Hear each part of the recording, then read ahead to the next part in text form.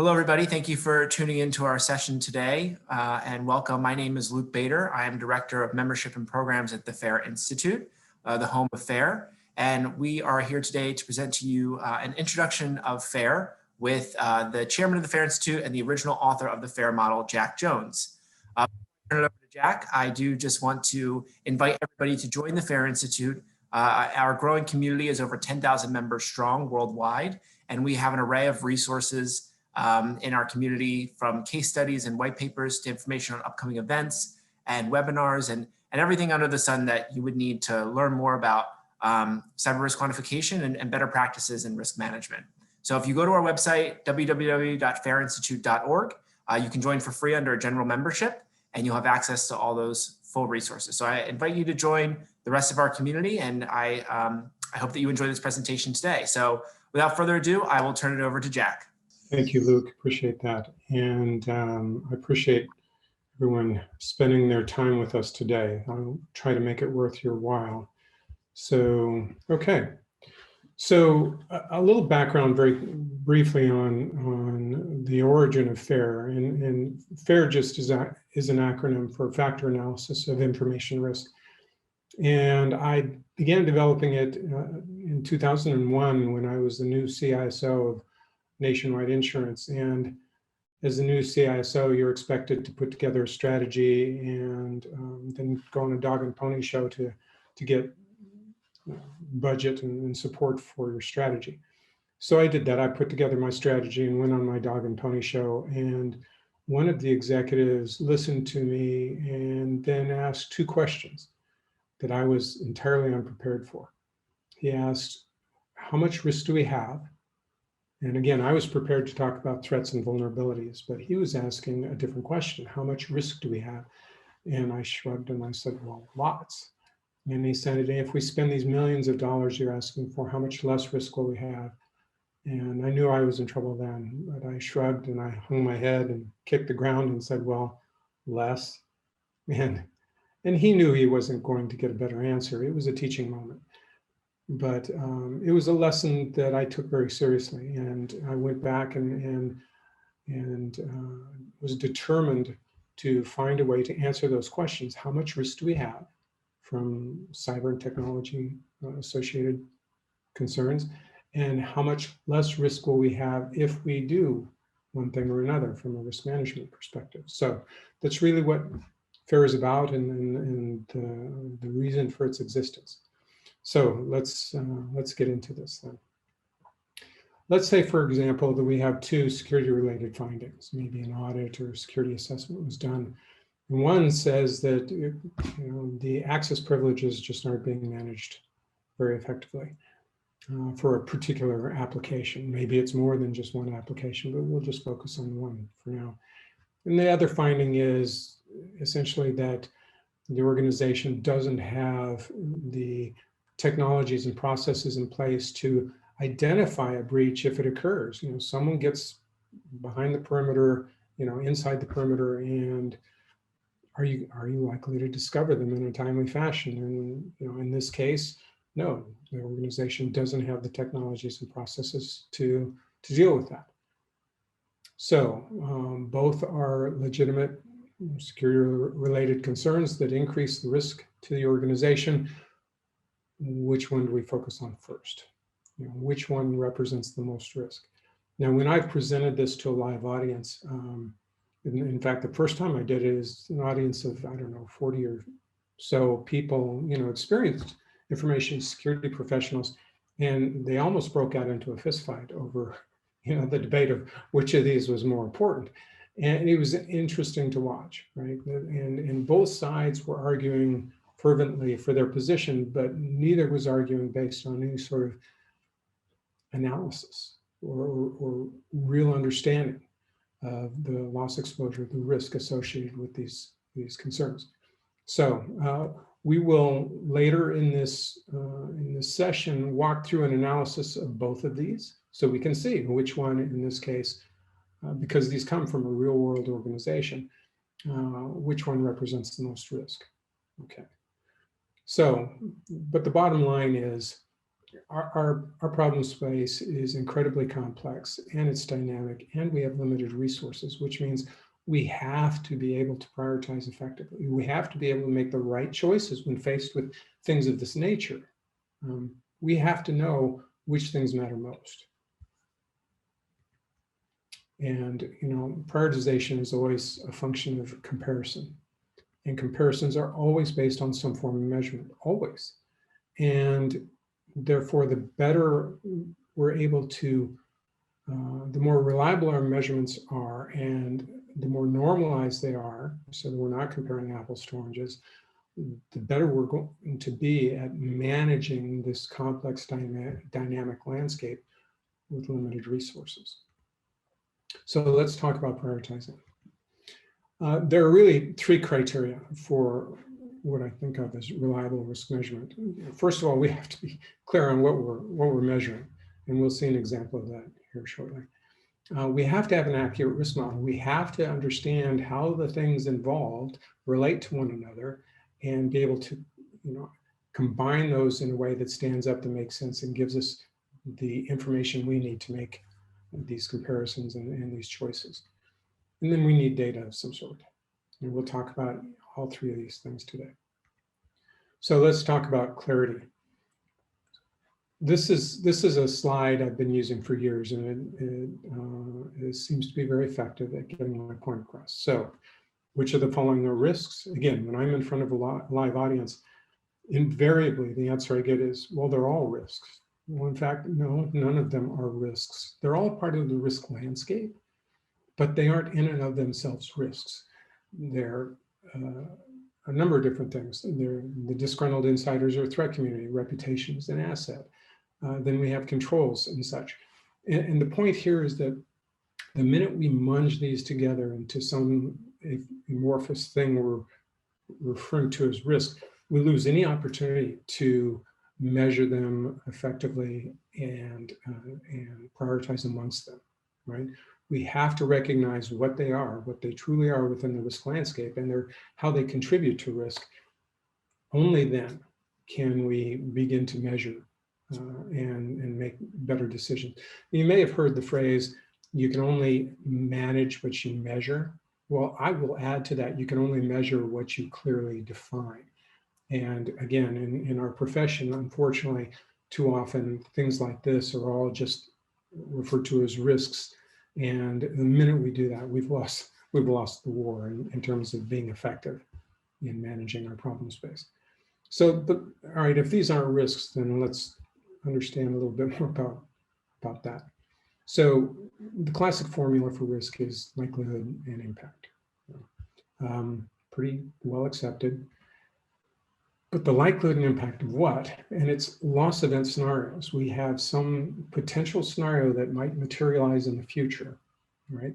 That would have adverse effects on an organization or a person, So it's that loss event scenario that is the risk. That's what we're trying to manage. We're not trying to manage controls. We're not trying to manage threats. We are dealing with those, certainly, but ultimately what we're trying to manage is the likelihood and impact of loss event scenarios. So those are our risks. Loss event scenarios are our risks, and none of these are loss event scenarios. Okay.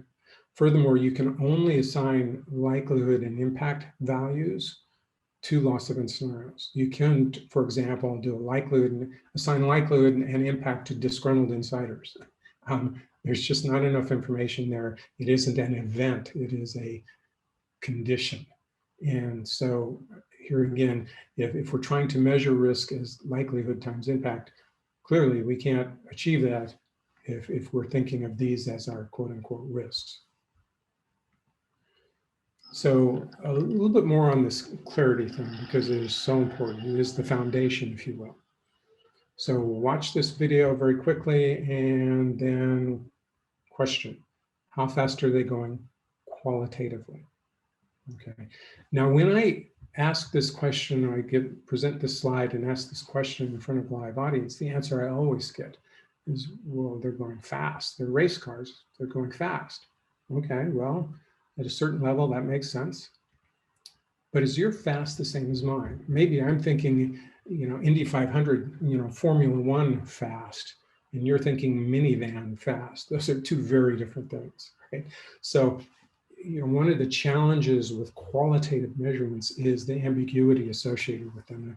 They're, fast or high risk very often are not clearly defined and not agreed upon between people who might be involved in the measurement or the decision and those sorts of things. And we'll run into this later as we walk through an analysis. But this is a question you have to deal with when you're trying to measure things qualitatively. But here's, I think, the more interesting thing.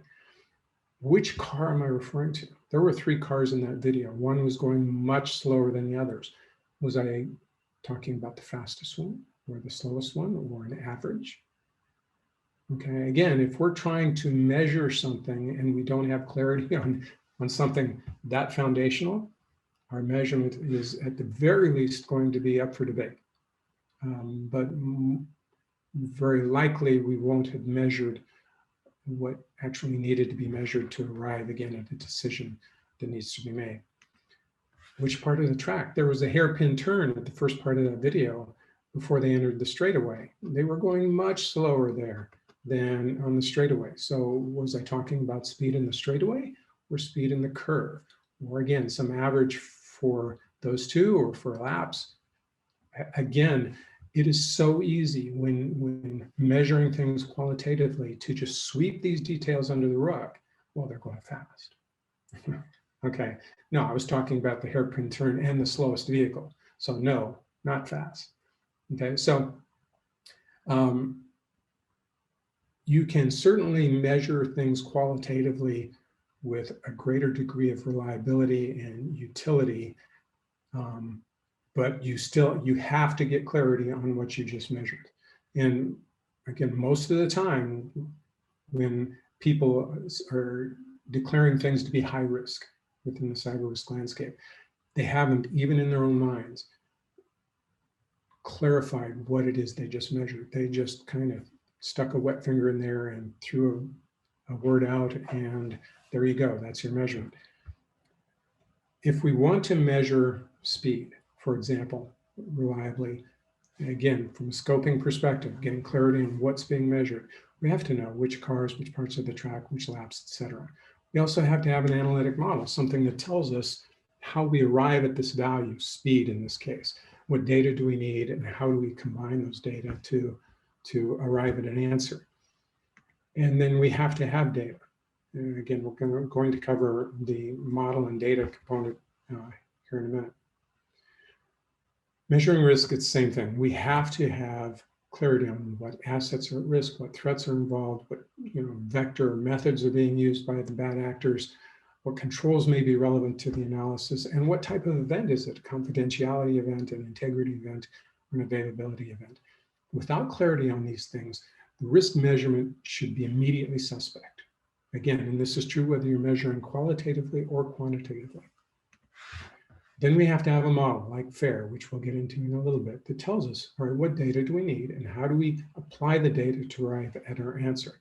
And then, of course, we need data. So the bottom line here is without clear scoping, it doesn't matter how good your model is or what kind of data you have, your measurement should be suspect right out of the gate. And this is true whether you're doing your measurement qualitatively or quantitatively. So that's clarity, the scoping dimension about what is it we're measuring in the first place. Models, okay. In the context of our discussion here, a model is just a simplified representation of reality. The real world is, for all intents and purposes, infinitely complex. We have to simplify in order to get anything done from an analytics perspective, and that's true in this space too. You may have also heard this, that all models are wrong, but some are useful, which is true. But there are different, there's wrong and then there's just flat broken, okay? And I'll talk about this a little bit more. So these maps of the world are both wrong in the sense that they aren't perfect replicas. There is imprecision in the representation of of the geography, the political boundaries, all of that, it's imperfect. In order to have a perfect model of the Earth, let's say, you would have to have a life-size replica right down to the subatomic particles. A little bit impractical. So we settle for models of this nature because they help us make better decisions. They are, their precision or lack of precision is within acceptable bounds, right? They don't adversely affect the decisions for the purposes they're designed for. But there's a different kind of wrong. You may recognize this as the geocentric view of the universe, pre-Copernican view of the universe, where the Earth was the center of the universe. We all know, hopefully we all know that this is all kinds of wrong and leads to really bad decisions. We certainly wouldn't want to try spaceflight if this was our understanding of the universe and our place in it. So within our profession, we also have models, some models like FAIR. FAIR is imperfect in the sense those maps were imperfect. There's imprecision, which we'll touch more on a little bit later. There's imprecision in it, but it's not fundamentally broken in some fashion. This model that I'm about to show you is fundamentally broken. And this is one that is in wide-scale use within the profession today. And I'll tell you which one it is here shortly. But first of all, just wanted to point out that this is just half of the model that of this particular model. And it's the half that deals with the likelihood of loss. There has another part of the model that deals with the impact, the loss magnitude. It has its own problems, but we're just going to focus on this half of the model. And it has the likelihood of an attack and the likelihood of that attack being successful. Those are the two dimensions of this, which is fine. That's good. Nothing wrong with that. And as you see, it's measuring qualitatively. Again, that can be okay. It has limitations, but it isn't wrong in that sense. So that's not the problem here. But let's take a look. Let's say we have some event that has a moderate likelihood of occurring, but if it occurs, we're screwed because our controls, our ability to resist the attack, if you will, is either non-existent or incredibly weak. So the likelihood of the attack being successful if it takes place is very high. So combining these two measurements, moderate likelihood and very high moderate likelihood of the attack, and very high likelihood of the attack being successful if it takes place, what value should go in that box? Well, again, when I'm giving this, presenting this slide in front of a live audience, the answer I've always gotten every single time is high. And that's exactly what's in this box, in this model. But let's look a little more closely at this, okay? Keeping in mind the overall likelihood of loss is limited by the likelihood of the attack occurring in the first place. In other words, let's look at this quantitatively for a second. I think this might help. Let's say that there's a 50% likelihood of an attack taking place in the next 12 months. But if it takes place, again, 100% likelihood of us, experiencing the loss. What value should go in that box? Well, it has to be 50%. You can't have an overall likelihood higher than the likelihood of an attack in the first place. Okay, that would violate a fundamental law of probability. That would be broken. Okay, but in this, and what that means in this matrix here is that there can be no value in that row. In that moderate row, no value can be higher than moderate. Can't happen. But again, in this model, they disagree. They say high. And that's just illogical, okay, and systematically incorrect. And they got it wrong in this row too, and they got it wrong in this row and in this row. And in fact, if you actually analyze the values in this matrix, everything in red is wrong. And so 2/3 of the time, this model will, by its design, not its intent, but by its design, will give you an incorrect and inaccurate answer. This is NIST 800-30, okay? And so this is an example of models in our profession that are fundamentally broken and will systematically lead to inaccurate measurements and thus poorly informed decision making. Okay, but the most commonly used cyber risk measurement model is in fact the mental model of individuals in our profession waving a wet finger in there and proclaiming things to be high, medium, and low risk, right? Remember those two concerns, the very first slide, the audit finding about access privileges and the security finding about intrusion detection. When I ask people to give me their severity rating for those, invariably I get high risk. That's the answer people have always answered to those. They're applying a mental model. We don't know what scope. There's no clarity about what they just measured, right? Those are control deficiencies. They aren't loss event scenarios. They aren't risks. So when they rate them as risks, we have no idea what scope they've just applied to that, what data they may or may not be using, and what model they may or may not be applying. So as a measurement, it is about as unreliable as you can possibly get. The FAIR model breaks down the elements within the risk landscape and the relationships to help us clarify what we're measuring and understand where the parts fit so that we can apply our data effectively. And this is a view of the model. It goes to deeper levels of abstraction, but generally speaking, you don't need to get into the weeds when you're doing a FAIR analysis, again, which is something we'll see here in a little bit. So like anything else, we want to make analysis as simple as possible, but we don't want to oversimplify because then our answers are profoundly wrong. So we try to find that balance between complexity and utility and level of effort. So this is the model at sort of the common level of analytic complexity. And we can see that it has a loss event frequency side and a loss magnitude side. And we'll see this in action here shortly. It's also an open international standard. It's not proprietary. And there is a professional certification available for it.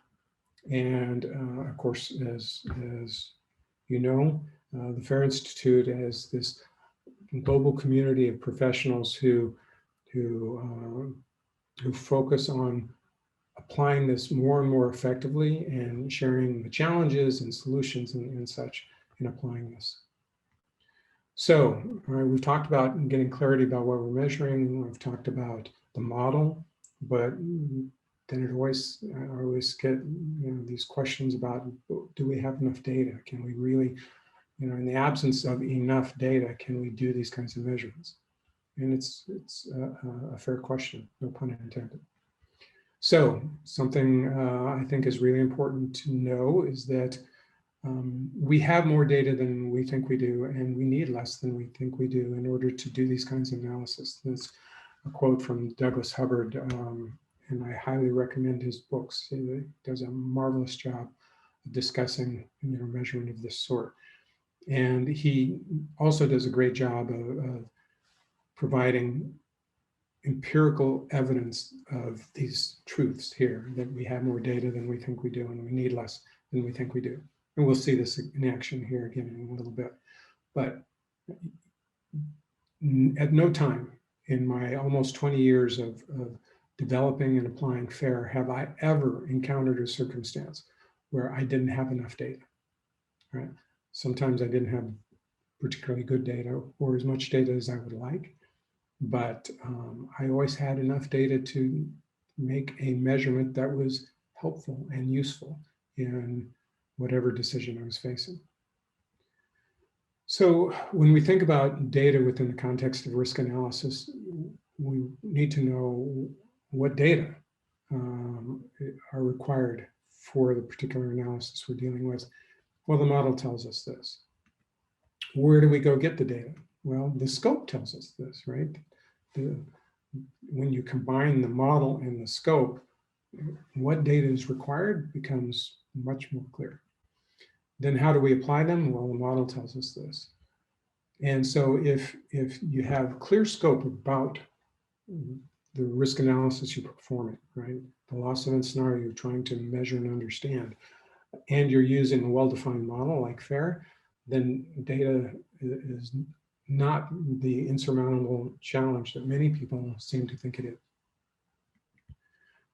But people are uncomfortable with uncertainty. So let me drive a point home that is just crucial. I think of, there are a number of things, hopefully, in this session that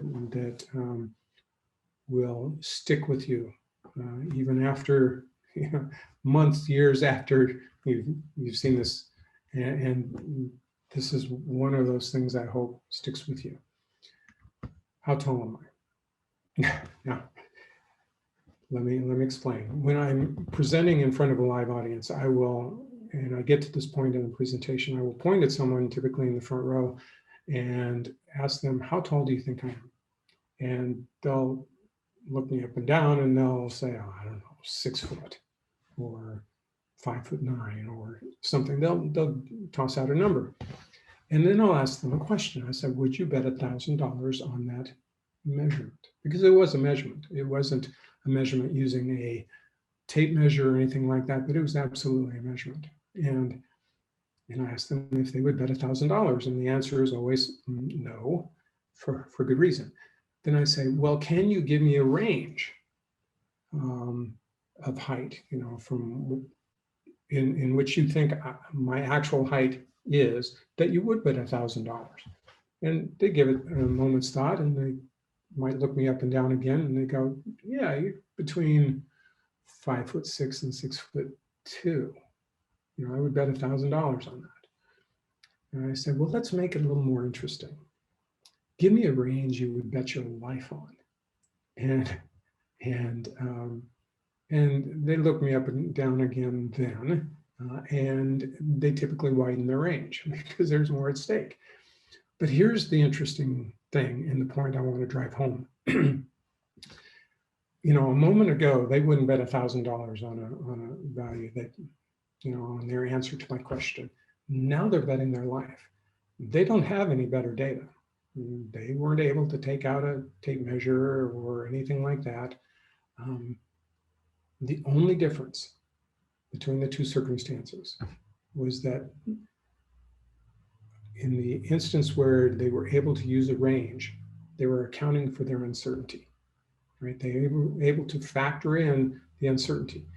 And that is absolutely crucial to risk measurement. And it's not just risk measurement in this problem space, it's in every problem space.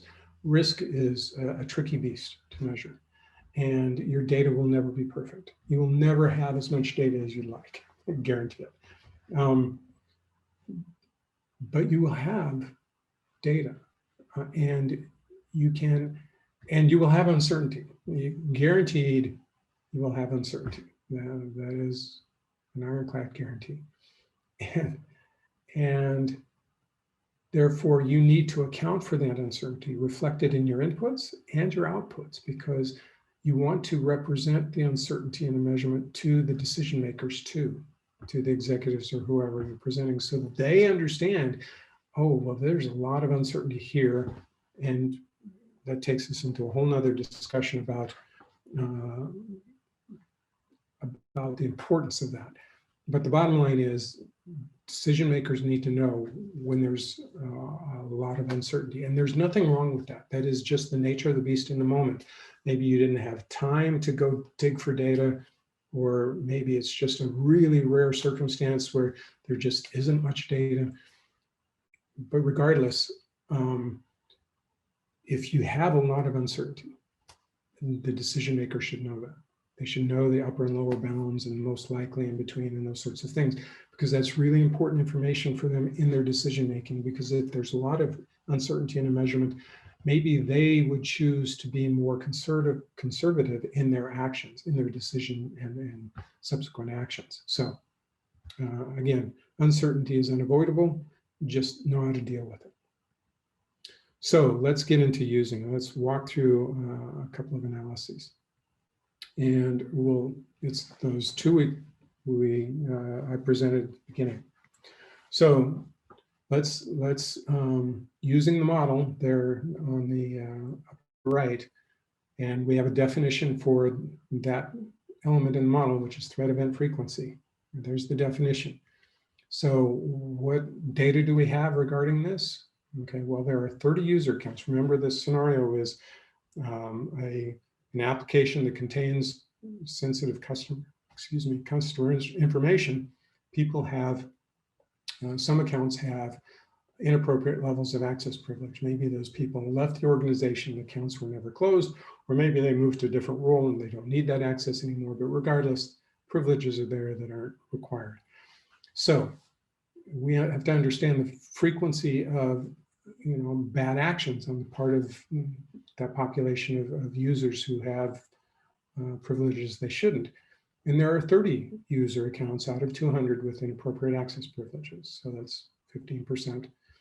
And HR records show that in the past 3 years, there were 2 incidents of people snooping, leveraging it, snooping around in the application, look at personal information they had no business reason for doing. But here's the interesting thing. Snooping is not the scenario we're analyzing. We're analyzing the malicious use of information, where this personal information is sold or used to perpetrate fraud, and that's different than snooping. So here we have 2 events in the past 3 years of a less malicious act, right? Something that wasn't intended to cause harm. And we know from all kinds of criminal studies and data that less malicious acts are more common than more malicious acts, thankfully.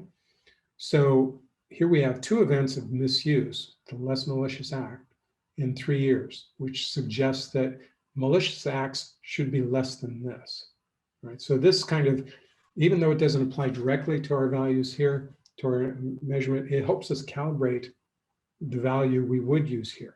And we should, it seems to me, be pretty quick to say, well, our frequency, threat event frequency, should be less than once every 1.5 years, at least, based on this as a data point.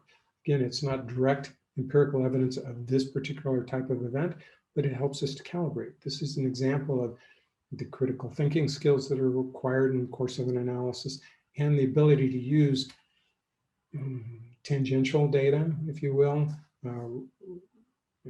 related but not the same sorts of data to help us get to an answer we can defend. It gets us in the right ballpark. Oh, and here's the other point. The snooping was performed by people with appropriate access. So this brings me to another question. Which do you think is the more dangerous population of users? The 30 users who have inappropriate access privileges, or the 170 users who have appropriate access, who don't have inappropriate access privileges? They have the privileges they should have. Again, when I presented this to a live audience, almost invariably the answer I get is, well, with the 30 with the inappropriate access privilege, but that's not right. It's incredibly unlikely that those 30 people engineered the inappropriate access privilege. Odds are they don't even know they still have the privileges.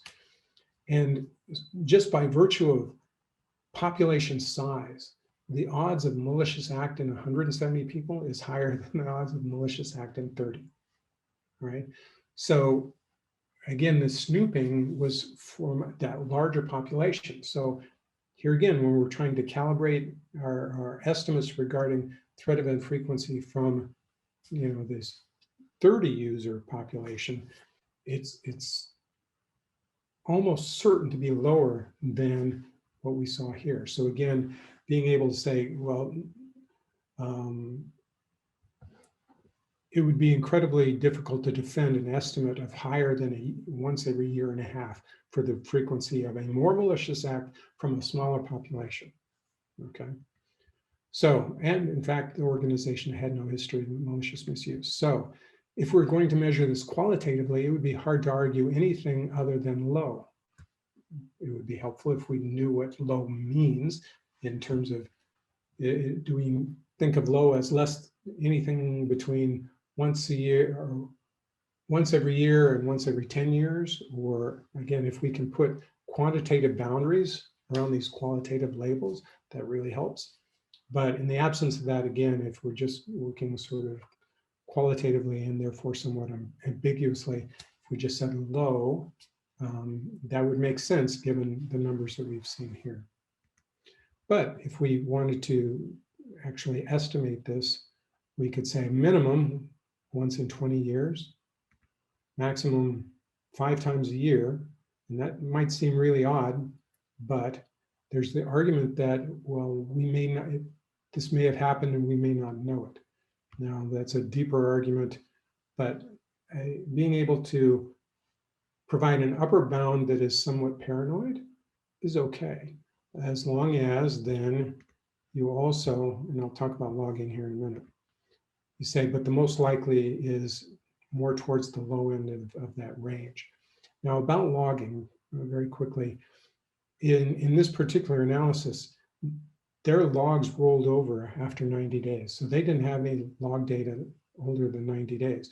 If they retain their logs for a year, access logs for a year, they could have gone back over those 30 accounts and seen if any of those 30 accounts had leveraged their privileges in the past year. And that would have been incredibly helpful in this estimate, but they didn't. But in the course of doing this kind of analysis, you can identify those opportunities to change your security practices and improve your visibility into the threat landscape and such. And that's an opportunity very often that's missed when all you're doing is high, medium, low qualitative stuff. So that's the one data point. Then vulnerability is, well, if a bad actor with inappropriate access privileges chose to act maliciously, what are the odds they'll be successful? Well, this one's easy. The problem here is that they have the privileges they need to cause harm. And so by virtue of that, a qualitative statement of vulnerability would be very high. And quantitative, again, we can make a pretty strong argument. We're 100% exposed to these people if they choose to act maliciously, and because of the controls, the access privileges being wrong. So that data point was easy. Then we talk about loss magnitude. And we'll go back to combining all these data points here in a moment. But primary loss is loss that occurs directly as a result of the event. And it might be forensic investigative costs or costs associated with replacing the employee, et cetera. And when you think about the costs of investigation forensics and firing and hiring employees, don't tend to think of those, at least in the organizations I'm familiar with, and certainly in the organization that did this analysis, they said, yeah, that's moderate at worst.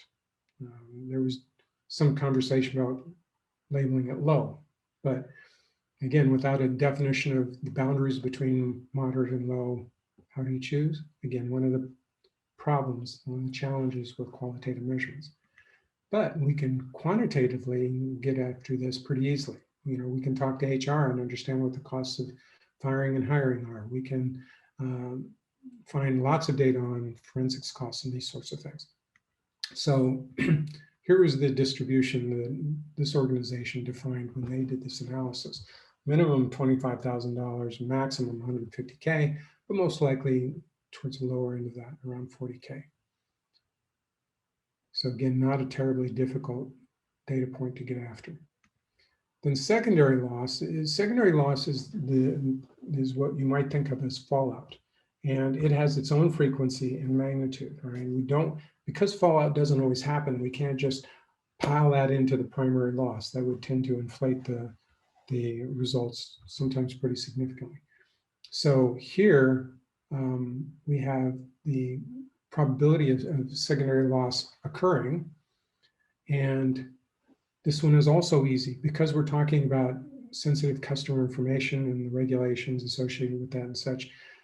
If that gets compromised, we're going to have fallout to deal with. We'll have potentially fines and judgments. We'll have notification costs and perhaps reputation damage and such. So this one is easy from an estimation perspective. The odds of it happening, if compromise occurs with this data, the odds of fallout very high. And again, quantitatively, that's easy too, 100%. Now let's talk about secondary loss magnitude. How does that fallout materialize and what does it look like from an impact perspective? Well, first of all, we have to recognize that at minimum, there would be one customer record compromised. Otherwise, we don't have the loss event we're talking about.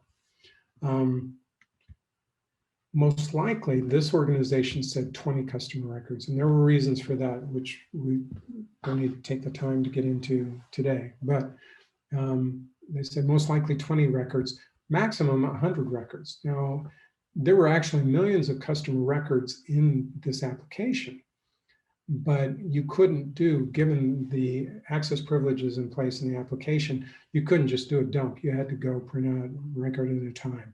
And their conclusion was that they couldn't imagine someone printing out more than 100 records, one at a time, to do something malicious. If for no other reason than it would become too suspicious and too obvious. So this was the rationale and conclusions they came to. The way in which this materializes is notification costs, credit monitoring, et cetera.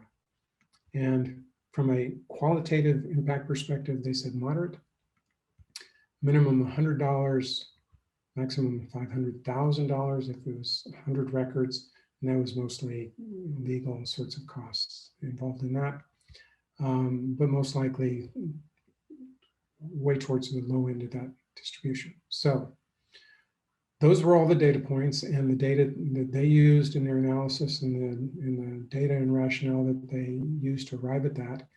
And if we, add these, or put these qualitative values into the model, we can see that, well, let me back up for a second. We can see low threat event frequency, but very high vulnerability. Back to that broken model example I said earlier, our loss event frequency can't be higher than the threat event frequency, so it's going to be low.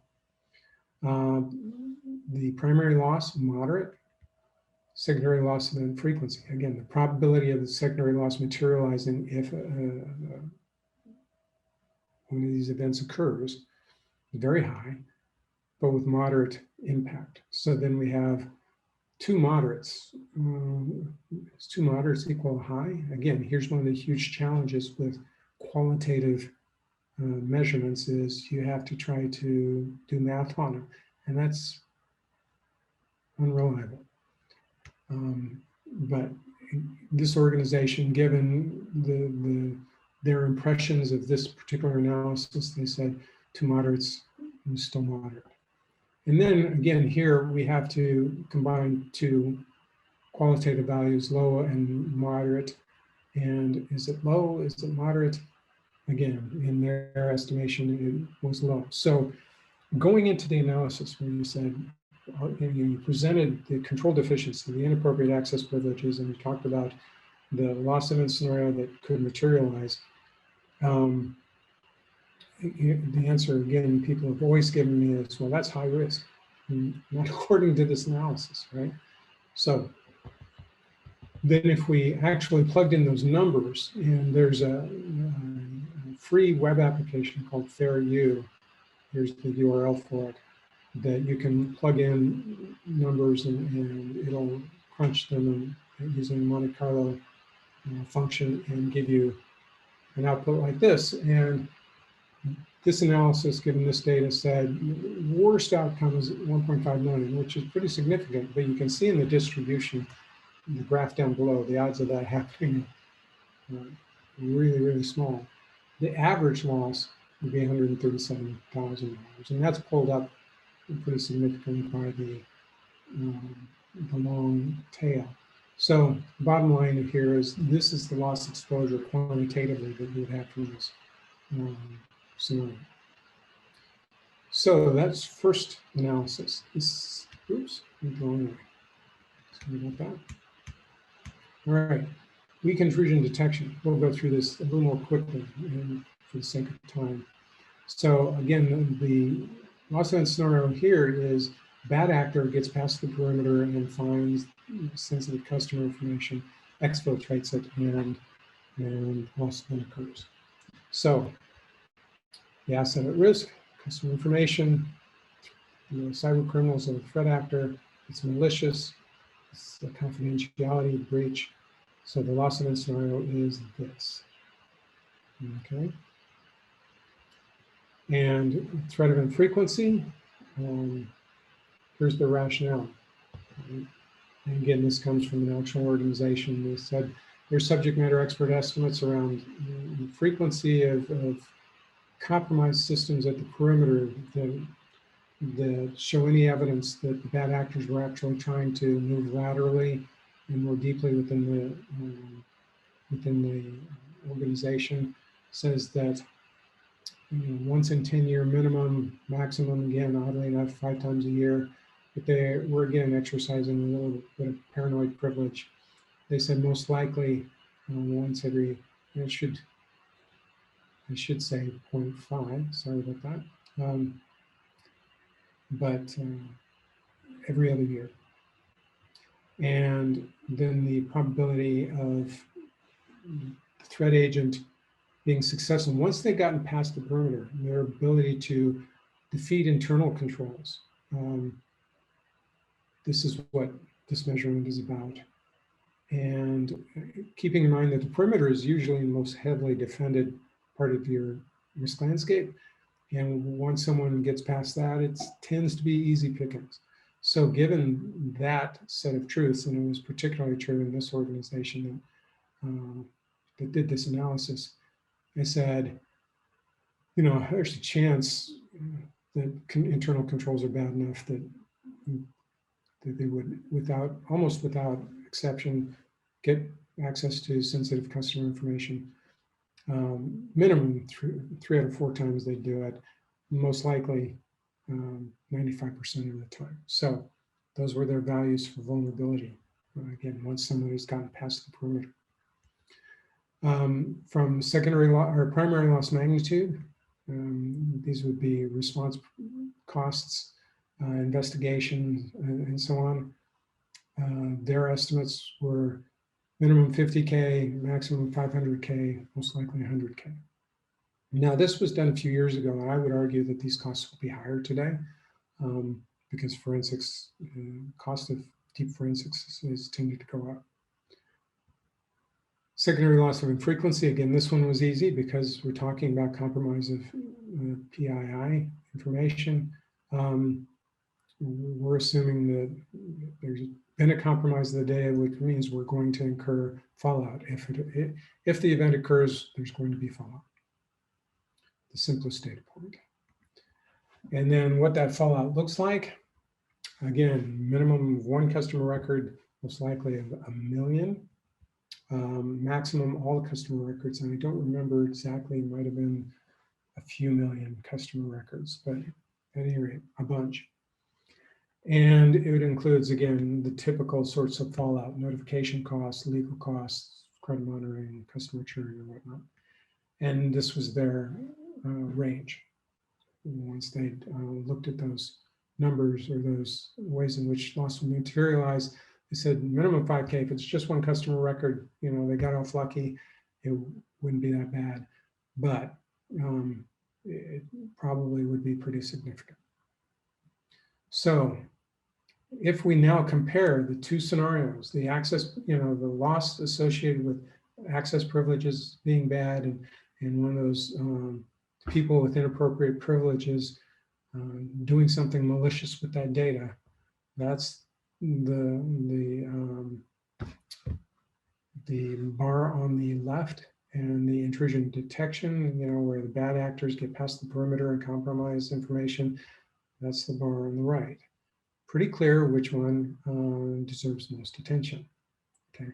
But that isn't a conclusion you can come to unless you do some analysis. right? Again, you could do the analysis qualitatively, and you would probably arrive at the right conclusion. You can make this sort of comparison based on qualitative measurements. But if they were closer, maybe you couldn't. But here's where the quantitative is particularly useful. In the question of, all right, we've decided which one matters most, and we've looked at ways of dealing with it, but all those things cost money. So is it worth the money to do this? Is the investment worth it?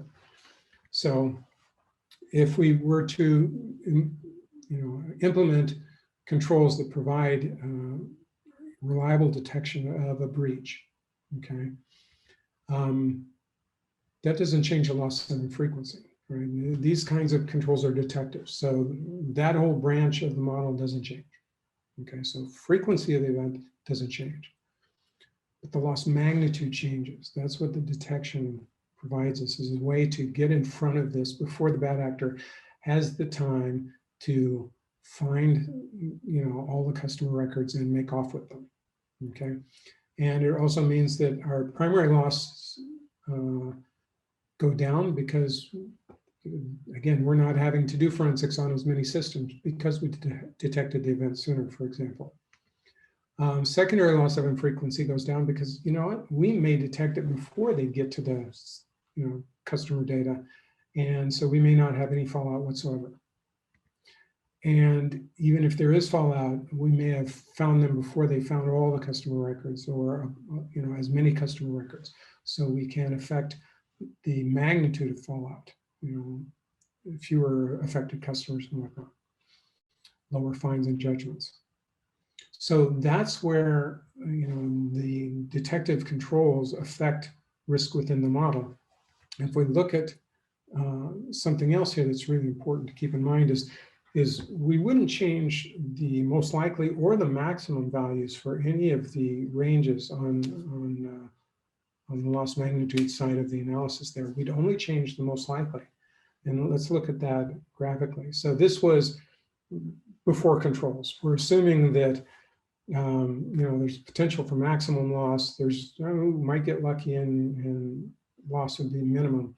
But most likely, because we have poor detective capabilities, most likely the loss is going to be higher. That's the loss distribution in the current state.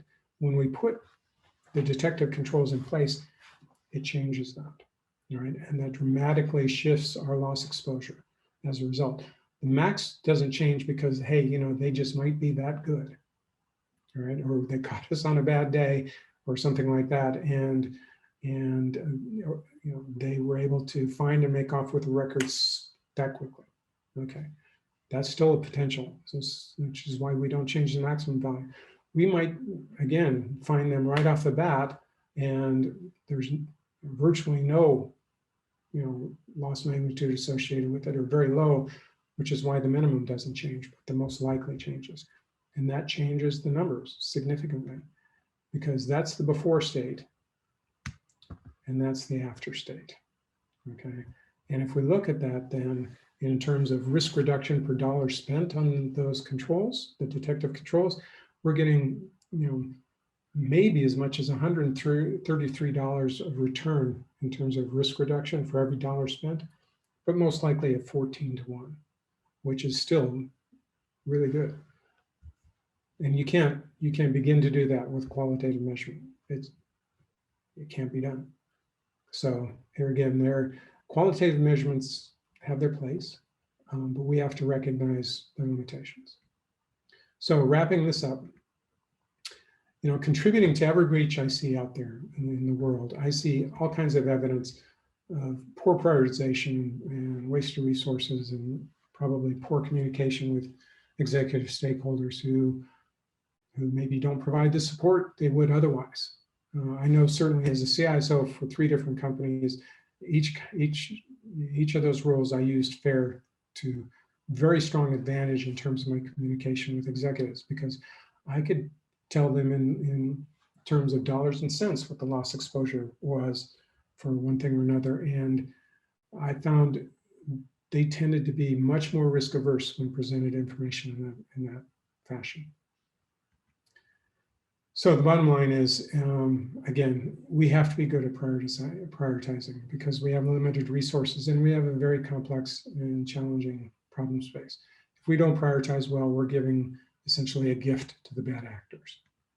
And prioritization is always based on comparisons, which is always based on measurements. And we know what the fundamental requirements for reliable measurements are: clarity and model and data, okay?